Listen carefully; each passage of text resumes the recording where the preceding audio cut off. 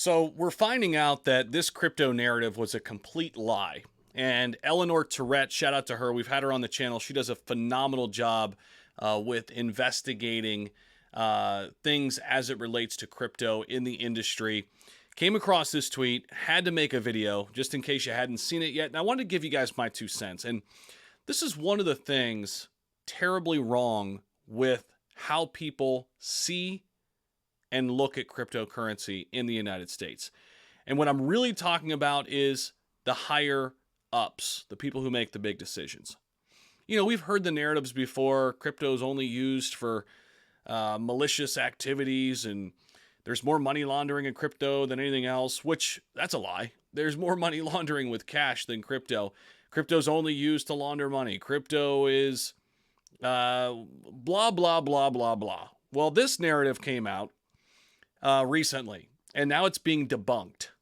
It's being basically said that there's no actual evidence that supports this. But this ongoing narrative is crap. It absolutely sucks, and it does not help the blockchain industry move forward. Everyone that's inside crypto understands that this technology is here to stay. And I think, from my heart to heart, that a lot of people, even at the top, that have negative things to say all the time, they believe crypto's here to stay. They just haven't figured out a way to get their greasy fingers on it and make it where they can make the most money. Why? Because of the decentralized nature of crypto. You're not going to like that if you're a government, right? Although governments all around the world are finding ways to work with crypto instead of work against it. So we're going to take you guys inside this story. And this crypto narrative is just wrong. This entire narrative that came out. I don't know if you guys saw this, but check it out. So Eleanor put this tweet out. By the way, smash the like button, guys, if you haven't already. You guys know the drill there. Definitely helps us out, helps get the word out and everything. And subscribe to the channel if you haven't already, definitely. Because we're covering about, this kind of stuff, but we're also covering other cryptos and everything else. So, okay. Elliptic, this company, they bring compliance to crypto assets, blockchain analytics, and certification for crypto businesses, institutions, and regulators. This is the firm that Wall Street Journal cited for some of the data used in Wall Street Journal's article, Hamas militants behind Israel attack raised millions in crypto, and which Senator Warren used in a recent letter to top security officials, says now that there is no evidence, zero, to support the assertion that Hamas has received significant volumes of crypto donations. So they use this narrative, first off, during a time where people are killing one another maliciously. They're using this narrative to step on crypto. They also say that they've engaged with the Wall Street Journal and Senator Warren's office to correct misinterpretations and to, quote, ensure that the relevant parties have a proper appreciation of the complexities and nuances of analyzing these wallets. Now, I've got the full release. Setting the record straight on crypto crowdfunding by Hamas. So let's do a little deeper dive here and talk about what's going on. So here's what's in here. A full understanding of blockchain analysis in the context of any analysis is needed when using these insights to draw conclusions. Elliptic has engaged with the Wall Street Journal to correct misinterpretations of the level of crypto fundraising by Hamas. In addition, we have been in discussions with the office of Senator Warren to ensure that the relevant parties have a proper appreciation of the complexities and nuances when analyzing these wallets. So we had the terrible events happen on October 7th. And they've cast a spotlight on how terrorist groups such as Hamas raise money to fund their operations. Over the past few years, Hamas has begun to experiment with crypto as a means to crowdfund from the public through social media. However, the unique traceability of these assets have meant that the amounts raised remain tiny, very small, compared to other funding sources. Meaning, no, it's not cryptocurrency at the top of their funding. It's not a crypto problem. Hamas first began to solicit Bitcoin donations way back in 2019, with donations peaking during the May 2021 outbreak of violence in the region. However, now in April 2023, Hamas suspended all public-facing crypto fundraising activity, citing, quote, concern about the safety of donors and to spare them any harm. The group added it had seen an intensification of hostile efforts against anyone who tries to support the resistance through this currency. This followed U.S. law enforcement operations to seize crypto wallets used to launder the donations, identify donors, and shut down the fundraising website. Previously, back in 2021, Israel's National Bureau of Counter-Terror Financing began issuing seizure orders for crypto wallets with ties to Hamas as well, and worked with exchanges to freeze accounts used by them. Now, you could say whether that's good or bad. I mean, there's a lot to unpack there, especially when you consider the uses of this, the decentralized nature of crypto. But this illustrates the weakness of crypto as a terrorism fundraising tool. Not what's been said. The transparency of the blockchain allows illicit funds to be traced and in some cases linked to real-world identities.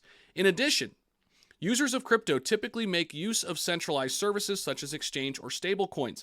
These services respond to law enforcement requests to freeze funds with links to illicit activity, or do this proactively themselves based on insights from blockchain analytics.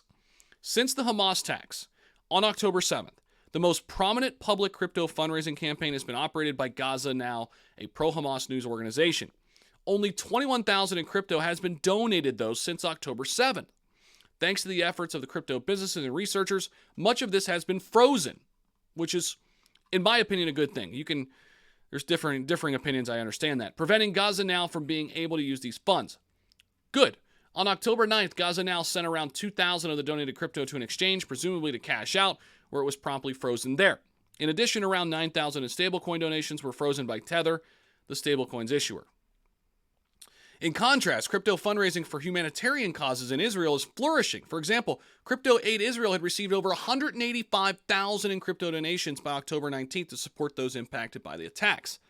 This is not part of the headline. No, crypto's bad. It's the worst thing ever.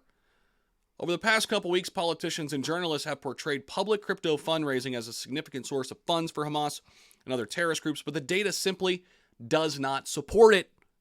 No public crypto fundraising campaign by a terrorist group has received significant levels of donations relative to other funding sources. So a lot of these narratives we hear are just flat out wrong. So get this, 2 weeks ago, Wall Street Journal published an article titled, Hamas militants behind Israel attack raise millions in crypto. Millions in crypto.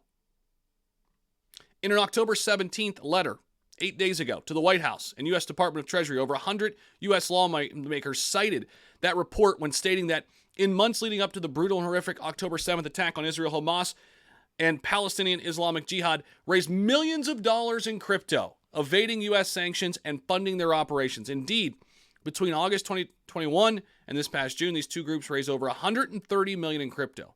However, there's no evidence here to suggest that crypto fundraising had raised anything close to this amount. What's the one thing we know about cryptocurrency, guys? What's the one thing we know? It's traceable. But most people don't know this, especially people in the news, especially people just watching the news. They read this, they see this. What do they now think? Crypto's the reason why they're getting funded. It's bullshit. It's wrong. And listen, if there's later evidence that comes out and actually backs these claims that these two groups raised over $130 million in crypto, then great. But you can't go out and just say that when there's no evidence. And shout out to Elliptic for doing this deep dive. Amazing work. But this is the kind of thing that pisses me off. As a crypto enthusiast, a blockchain enthusiast, as somebody looking to invest in the future, as somebody looking forward to what blockchain can do for financial infrastructure, what blockchain and Bitcoin and crypto can do to level the playing field, this pisses me off.